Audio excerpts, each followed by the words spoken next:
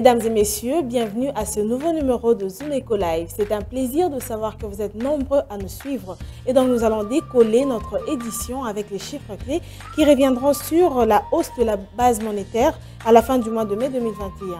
Par après, nous aurons aussi droit à la chronique qui est notre édito du jour présenté par Patrick Bomboka qui parlera bien sûr de la problématique liée à l'affaire des cartes Visa. Mais avant, commençons avec l'essentiel de l'actualité économique ici en RDC. Les nouvelles en bref. Tout de suite.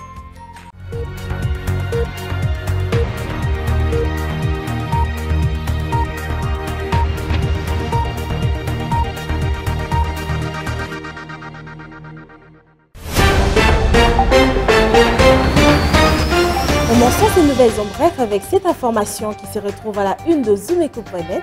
Après 3 mois d'interruption, le gouvernement renoue avec les séances d'adjudication de bons du Trésor. À la toute première séance du mardi 22 juin 2021, l'État vise la levée de 20 milliards de francs congolais qui équivaut à 10 millions de dollars américains. Selon un communiqué publié à ce sujet par le service du ministre des Finances Nicolas Kazadi, l'on désigne la Banque centrale du Congo comme étant le lieu indiqué pour les dépôts des différentes soumissions, l'annonce des résultats étant fixée le même mardi 22 juin 2021. Parlons cette fois-ci du Trésor public de la République démocratique du Congo qui a alloué plus de 292 millions de francs congolais, soit 147 019 dollars américains au secteur du tourisme à fin mai 2021. Renseigne le rapport des états de suivi budgétaire de la Direction générale des politiques et programmation budgétaire. D'après le même document, au cours de la période sous examen, les prévisions linéaires ont été fixées à hauteur de 421 863 803 francs congolais, soit environ 212 379 dollars américains. De ce fait, le taux d'exécution budgétaire du secteur tourisme en RDC se situe à 69% des prévisions linéaires. Nouvelle en bref encore, Glencore confirme la mise en service des opérations de la mine de Mutanda Mining pour cette fin d'année 2021, ce qui permettra le retour à la production pour l'année 2022. Plus d'informations sur zoomeco.net. Terminons ces nouvelles en bref, cette information qui revient encore sur cette pandémie de Covid-19. À la suite de l'avènement de la 3e vague de la Covid-19 en République démocratique du Congo, dont la ville de Kinshasa est considérée comme épicentre, le gouverneur Jean-Tini Ngobila Mbaka a annoncé de nouvelles mesures de lutte contre la propagation du Covid-19 que sévit Kinshasa, avec des variants indiens et sud-africains plus dangereux. Dans un arrêté pris le lundi 21 juin 2021, l'autorité urbaine de Kinshasa interdit entre autres la vente sur les voies publiques, les rassemblements ou toute manifestation de plus de 20 personnes, aussi bien sur les lieux publics que privés clos. Voilà, de retour sur ce plateau, nous allons recevoir nos différents rubricards, mais commençons d'abord avec les chiffres clés qui nous sont présentés par Judith Unamaka. Suivez.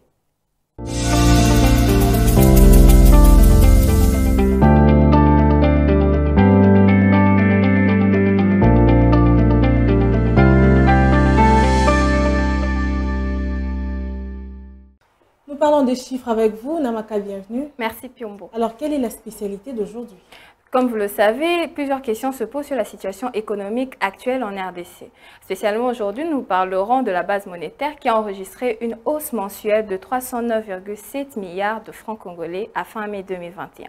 Mais notre prélude sera relatif d'abord au cours de change actuel en République démocratique du Congo. La Banque centrale maintient son taux officiel. 1 dollar se change à 1988 francs congolais. Un franc CFA vaut 3,67 centimes et 1 euro se troque à 2413 francs congolais. Le marché parallèle se focalise aujourd'hui sur la commune de Ndjili, où 1 dollar vaut 2000 francs congolais, un franc CFA se marchande à 3,69 centimes et 1 euro se négocie à 2418 francs congolais. Alors Judith, que retenir sur la base monétaire? Selon l'information rendue publique par la Banque centrale du Congo, la base monétaire a enregistré une hausse mensuelle de 309,7 milliards de francs congolais à la fin du mois de mai 2021, contre 29,7 milliards de francs congolais le mois précédent. À en croire les sources, ces résultats ont été réalisés suite à un important accroissement des avoirs extérieurs nets. Alors en quoi ces échanges ont porté au cours de cette réunion du CPM? Il faut noter qu'au cours de cette réunion du CPM, Comité de politique monétaire, les échanges ont globalement porté sur les principaux faits économiques et financiers au plan extérieur et intérieur, ainsi que sur les dispositifs adéquats de la politique monétaire à mettre en place au regard du contexte actuel et futur de la République démocratique du Congo. À l'issue des échanges, la Banque centrale du Congo s'est notamment félicitée d'avoir mis en place une stratégie visant une bonne surveillance du secteur économique du pays. Merci beaucoup à vous, Judith, d'avoir été avec nous sur ce plateau et bonne suite de soirée à vous. C'est toujours un plaisir. Merci.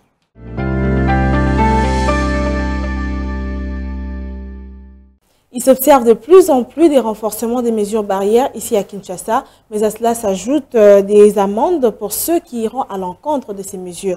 Nous en parlons bien sûr dans le dossier que nous apporte Aris Mbenga, après ceci. Nous vous amenons au cœur de l'actualité économique en RDC. Que dire alors de l'évolution du taux d'échange en République démocratique du Congo? Il y a eu à noter une stabilité relative du taux de change. Tout savoir sur la conjoncture économique, les différents taux de change officiels et parallèles. Tout apprendre et mieux comprendre le rendez-vous économique. Nous vous apportons plus de précisions.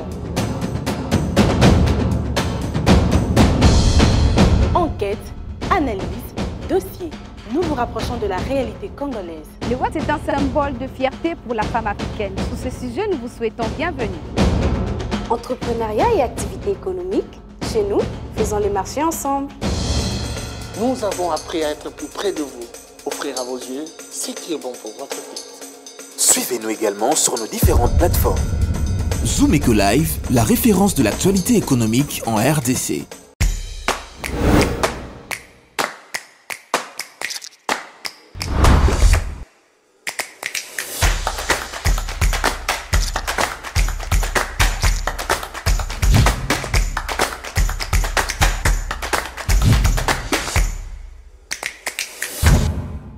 Aris, bienvenue.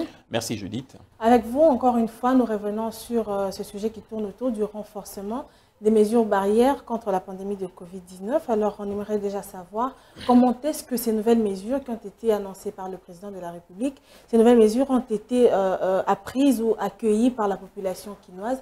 Quel est le constat qui a été fait sur terrain? Mais il n'y a pas que lui qui a parlé. Il y a aussi eu le ministre de l'EPST, mais également le gouverneur de la ville qui vient de donner d'autres mesures encore et des amendes même qui s'en suivent pour ceux qui iront à l'encontre. Alors, que dire au sujet de ça?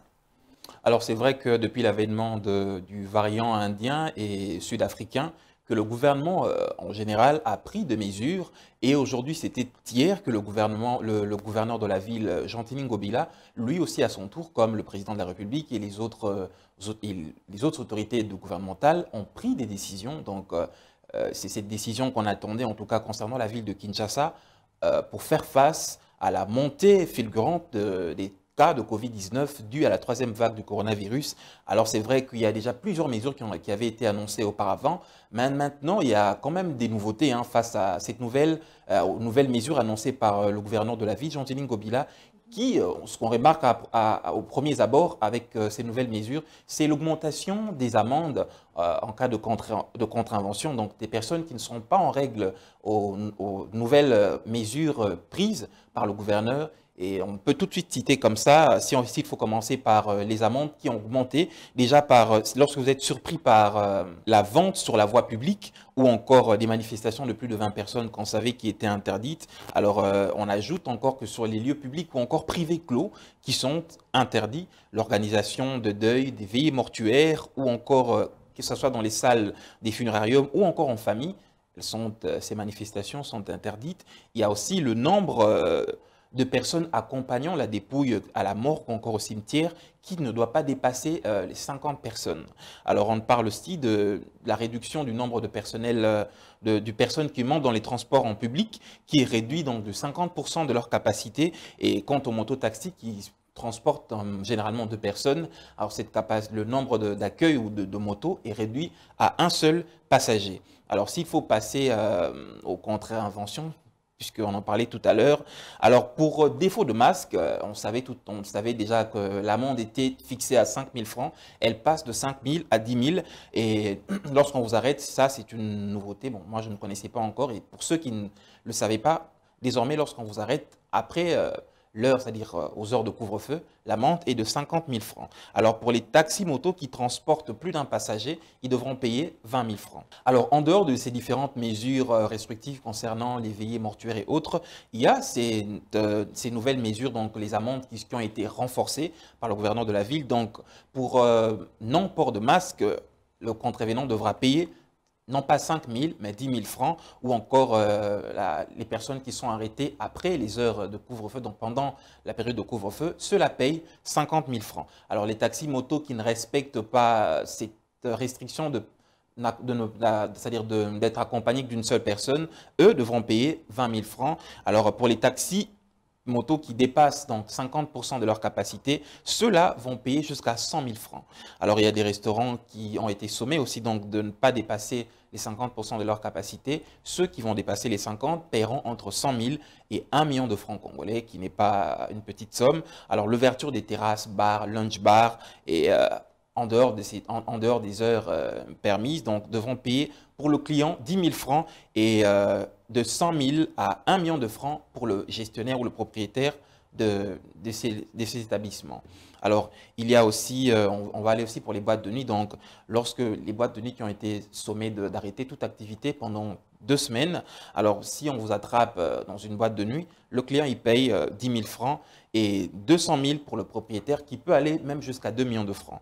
Alors, l'organisation des veillées mortuaires, je l'ai dit tout à l'heure, sont interdites. Bien sûr qu'il y aura des personnes qui vont essayer d'aller outre ces mesures. Les personnes qui organisent des veillées mortuaires en dehors, c'est-à-dire ceux qui seront arrêtés, devront payer 500 000 francs et l'organisateur de ces funérariums ou encore si on vous attrape en famille par exemple, ceux-là devront payer des amendes qui vont entre 500 000 et 1 million de francs. Si c'est dans une salle polyvalente, cette salle devra être fermée pendant près de 15 jours.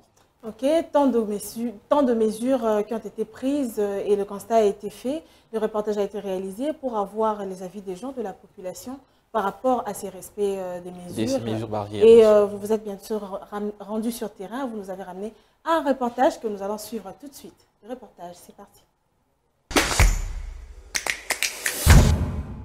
Le gouverneur de la ville de Kinshasa, Gentini Ngobila Mbaka, renforce les mesures de lutte contre la propagation de la 3e vague de la Covid-19 qui sévit déjà à Kinshasa avec les variants indiens et sud-africains qui s'avèrent plus dangereux. C'est dans son arrêté pris le 21 juin 2021 que l'autorité urbaine a instruit ces mesures restrictives, entre autres l'interdiction de la vente sur la voie publique, le rassemblement ou manifestation de plus de 20 personnes, aussi bien sur les lieux publics que privés clos, l'organisation de deuil et veillées mortuaires dans les salles, funérariums ou en famille sont aussi interdites. Le gouverneur a totalement raison. Tant qu'il y a une autorité de la ville, il peut arrêter de diverses décisions pour un peu réguler la situation sanitaire qui est en train vraiment de déranger presque tous les Kinois. Les 3e vagues là, c'est très compliqué, donc l'existence de cette maladie là est réelle. La maladie est bel et bien dans notre ville de Kinshasa. Nous voyons comment nos proches sont en train de mourir du jour au lendemain. Il faut quand même que la population soit vraiment dans une mode de vie qui est avancé, tel que dans des pays développés.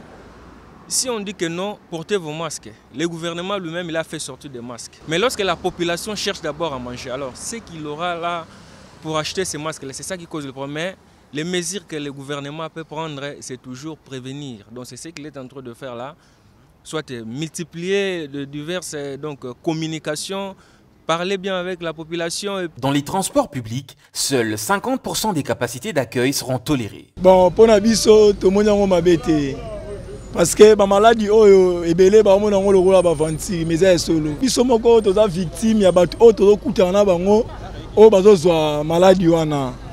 Alors, mais si on a tout à liboso, tout ça qui nango, tout meka qui kosela nango et puis et déranger biso bana elo moté. Pour tout le monde même si ba transconde ba dozo finana. Ata biso moko esa biso mutema passe. Moi mutu musu ata na masque été. Mais ba finani et si comme encore eza que maladie ezali et ko kozwa mutu. Pana ngana tout va yango normal. Biso ba chauffeur te mais ba client ba passager. Pour biso za keta mutu amata na camion to obligé ko ebisa maman il faut un masque papa il faut un masque. Mais ba musu ba zo zongo lokwa ba vanti. Mais na ba mesure ba zui gouverneur a zui en tout cas vraiment ça la ngai na CP na makasi. Quant aux mototaxis, Ils ne seront autorisés qu'à transporter qu'un seul passager.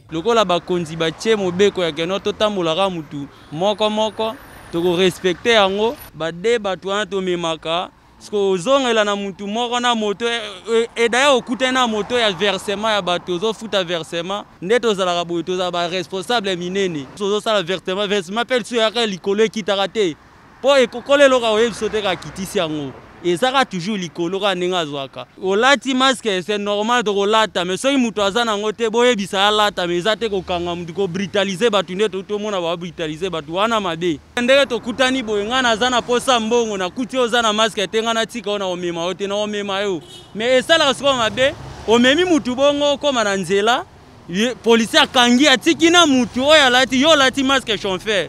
Mais policier atiki siko yo akeko kanga akatiki mutu azana maseta kangisko moto et comme problème en moto donc ya babilo wana batala nanu bien tokolata na biso ba masque pe tokotosa ordre ya nini ya gouverneur mais aye ba rappel les sous ya biso tozoni okwama. En outre, le chef de l'exécutif provincial de Kinshasa en appelle aux entreprises publiques et privées, l'administration publique à fonctionner avec 50% de leur capacité d'accueil et pour les restaurants à ne fonctionner que jusqu'à 21 h pour une capacité d'accueil ne dépassant pas 50%. Ça aura des répercussions sur leurs revenus, mais si c'est pour protéger la population, moi je vois que ça vaut la peine. Même restriction pour les églises qui doivent réduire le nombre des participants au culte et messes à 50% tout en respectant les mesures barrières. Pour tout accès ou sortie de la ville de Kinshasa, le gouverneur Jean-Tini Ngobila exige désormais aux voyageurs de détenir une attestation médicale confirmant le résultat PCR Covid-19 négatif établi par l'INRB ou par une autre formation médicale agréée. C'est une façon de contraindre les gens à respecter ces mesures parce que, bon, entre nous soit dit, les gens ne respectent pas. Hein. Vous allez à la cité, les gens ne portent pas de masques. Ou s'ils portent, c'est juste pour mettre symboliquement pour montrer que j'ai porté des masques, mais pour se protéger vraiment les gens, ne le font pas. Il faut prendre des mesures pour les contraindre à le faire de manière correcte. Bon, déjà, on ne craint pas la maladie sans amende. Il faut contraindre pour les pousser à respecter ces mesures, moi je pense. Et les mesures là qu'il a prises, donc moi je dirais, il faut aussi voir la situation des Congolais. Donc arrêter les gens comme ça, c'est bien.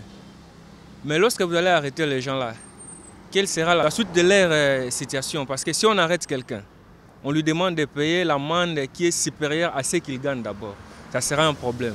Moi, je trouve mieux de ne pas arrêter les gens à cause de masques, mais plutôt distribuer les masques. Parce que jusqu'à présent, il y a même des gens qui n'ont pas la possibilité d'acheter ces masques-là. 10 000 francs, c'est exorbitant. C'est trop. 10 000 francs, c'est trop. Donc, il faut quand même essayer un peu de diminuer, soit de réduire le prix, soit vous arrêtez une personne et puis vous le mettez là à part jusqu'à ce que il doit quand même consommer quelques heures et puis vous le libérez. Par ailleurs, l'autorité urbaine détermine les amendes à coller à tout contrevenant aux mesures prises.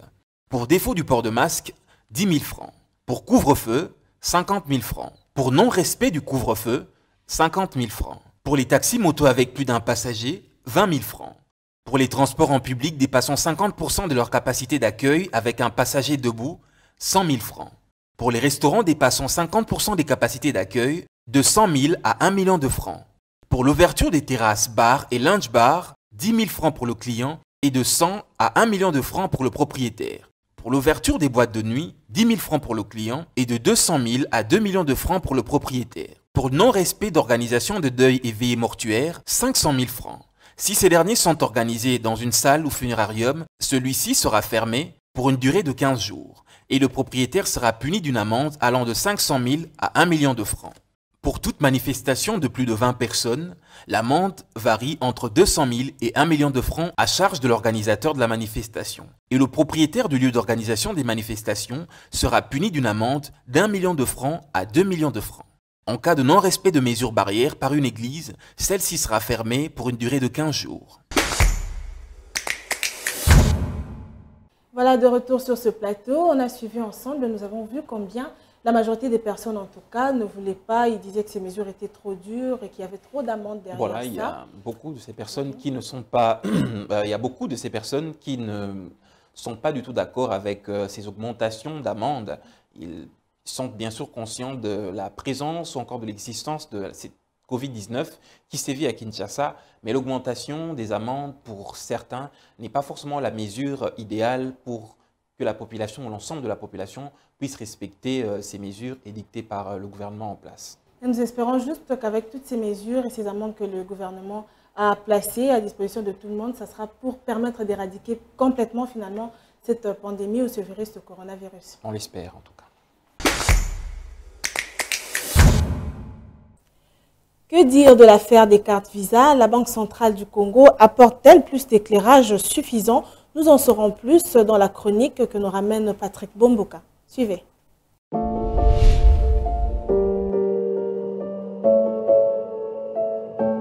Bonjour. La gouvernance du secteur financier en République démocratique du Congo a pris un coup depuis la révélation de l'Inspection générale des finances IGF sur l'existence des cartes Visa attribuées à certains hauts fonctionnaires, à certains membres du gouvernement qui seraient directement liés au compte général du Trésor. Cet état des choses a donc conduit les ministres des Finances à demander au gouverneur de la Banque centrale du Congo à bloquer toutes ces cartes incriminées. En date du 11 juin, le gouverneur de la Banque centrale du Congo a donc donné du répondant. Le gouverneur a confirmé par une lettre adressée au ministre des tutelles avoir bloqué toutes les cartes attribuées à certains membres du gouvernement et à certains hauts fonctionnaires de la République.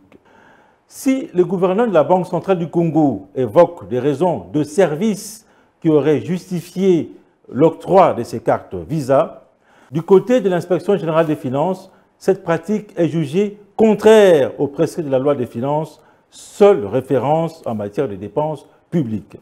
D'après donc les explications du gouverneur de la Banque centrale du Congo, 3 observations peuvent être relevées. Premièrement, selon la Banque centrale du Congo, ces cartes ne sont pas directement liées au compte général du Trésor. C'est d'ailleurs le contraire de cette version des faits qui a été répandue depuis le début de cette affaire. Deuxièmement, ces cartes sont émises par le correspondant local et adossées au compte résident monnaie étrangère de la Banque centrale du Congo dans les livres de la banque émettrice. Troisièmement, c'est donc à la réception des avis de débit suite à leur utilisation que la Banque centrale du Congo répercute au compte général du Trésor le montant ad hoc et c'est à due concurrence. Dans sa correspondance, le gouverneur de la Banque centrale du Congo joint en annexe la liste des bénéficiaires et les montants décaissés par chacun d'eux. Mais rien n'est dévoilé sous la limite décaissement imposée à chaque bénéficiaire, alors que plusieurs voix évoquaient il y a quelque temps de montants allant de 20 000 à 40 000 $ américains qui seraient autorisés par mois. Engagés dans les efforts de maximisation des recettes publiques, les gouvernements de l'Union sacrée de la nation intensifient sa vigilance pour barrer la route à toute forme de coulage des recettes de l'État. L'orthodoxie financière, la lutte contre la corruption et l'impunité demeurent des choix stratégiques pour le gouvernement Sama Lukonde, déterminé à relancer l'économie nationale. Merci de nous avoir suivis.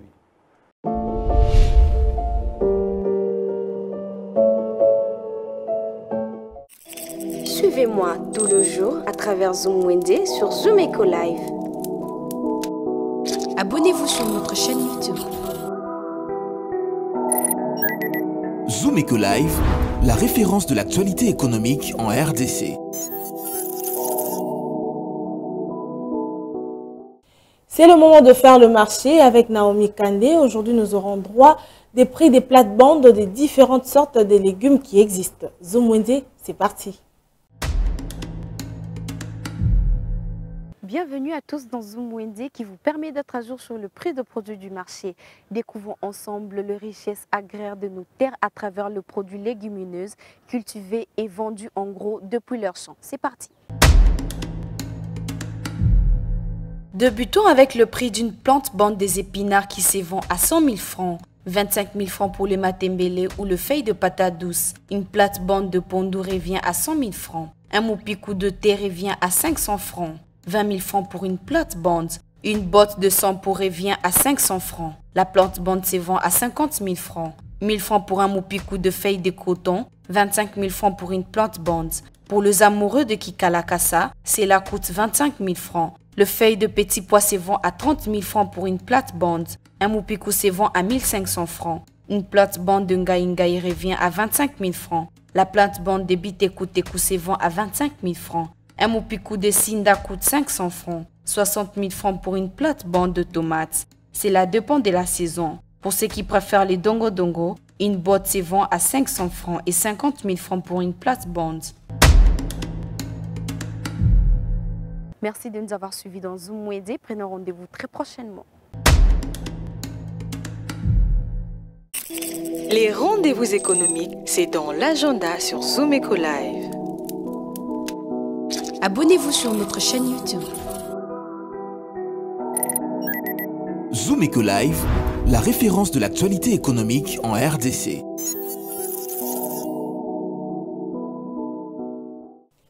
Notons à présent les différents rendez-vous économiques en vue avec Adassa Grasse dans la rubrique Agenda. Prêt à noter? C'est parti.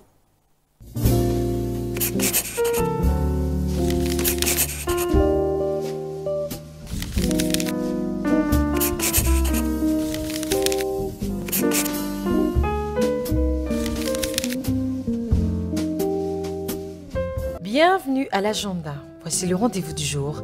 Bentizo Academy organise une nouvelle session de formation sur l'entrepreneuriat de micro-entreprise. Elle aura pour objectif comment et où gérer l'idée d'affaires, élaboration d'un plan d'affaires commercial. Elle débutera du 24 au 26 juin prochain à Kinshasa. Le droit de participation se fixe à 70 $. Signalons à tous les Quinois que le marché agricole prévu le 21 juin est reporté pour une date ultérieure. Parlons à présent de spéciale conférence pour la femme congolaise dénommée Femmes entrepreneurs, épouses et ménages. Elle se déroulera par moyen virtuel du 25 au 26 juin 2021. Pour finir, Elaïs organise à son tour une formation sur les types de clients rencontrés lors d'une vente. Elle débutera le mardi 29 et va se clôturer le 30 juin prochain sous un format virtuel. Merci de nous avoir suivis. Au revoir. Nous revoilà sur ce plateau, mais avant de nous dire au revoir, allons à la rencontre d'une autre activité commerciale retrouvée ici à Kinshasa et qui fait vivre même des familles. Il s'agira bien sûr de la vente des matériels pour photographes. Et aujourd'hui, c'est dans l'article 15. C'est parti, suivons ce partage d'expérience. Débrouillard jamais, jamais, jamais. Débrouillard jamais, jamais, jamais. Débrouillard jamais.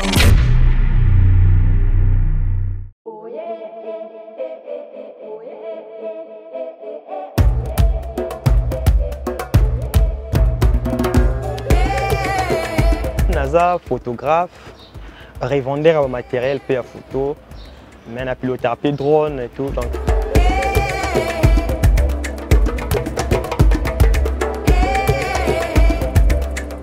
« 5 ans de graphisme et puis 4 ans de photographie, ce qui fait au total il y a 9 ans déjà.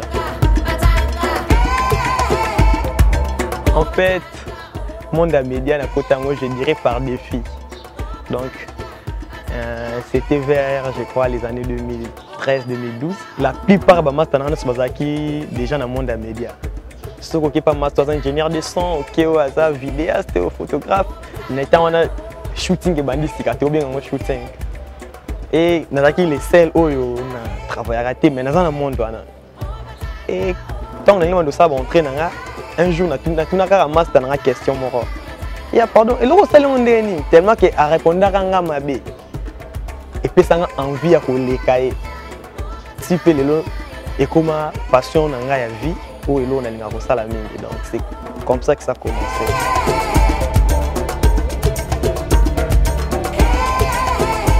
Oui, au départ, ils ont une passion. Et puis après, comme source à revenir, tout donc. Nous avons un bénéfice, oui. Nous avons un bénéfice, oui.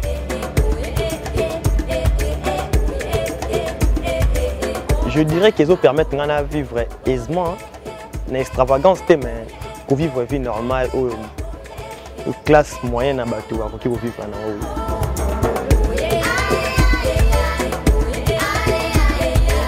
matériel tout ça il a caillou taralibanda et puis les matériels coûtent très cher. Oui, pour ça problème. En plus, tout ça c'est un problème, il y a accès à l'information. Donc pour nous apprendre, c'est vraiment difficile. Donc on a parmi les problèmes où tout dans le monde à photo.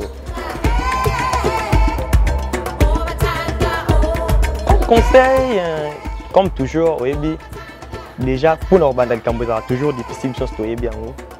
Mais seulement ceux qui osent ressentir envie de faire le roman, causer la tête ça là. Même attendre moyen Mickey, causer la tête ça là pour bilo caminer ne yaka okuta oya Mickey de jour bandaki donc on atteindre un niveau moins licoloté ceux qui bandaki na CT donc il y a la plupart des jeunes balingi vraiment qu'on a sommé. Ça c'est le grand problème pour les autres ça là que les jeunes et belé bas toujours na paresse ba bimaté ba vanda donc pour nous conseil ça pour bima pour luka pour ça les locaux monter mes autres signes d'ailleurs pour zélaté.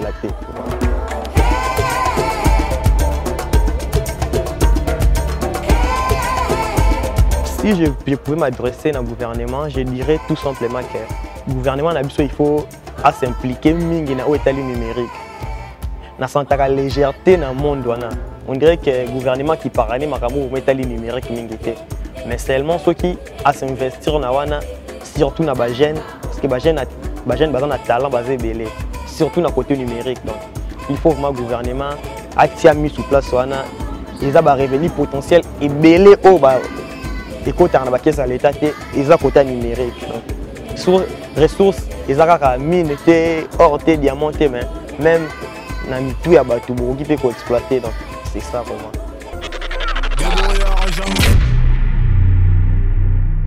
Voilà, c'était tout pour aujourd'hui. Merci de rester fidèle à Zoom Eco Live. La suite, ça sera sans doute au prochain numéro. Au revoir et à très vite.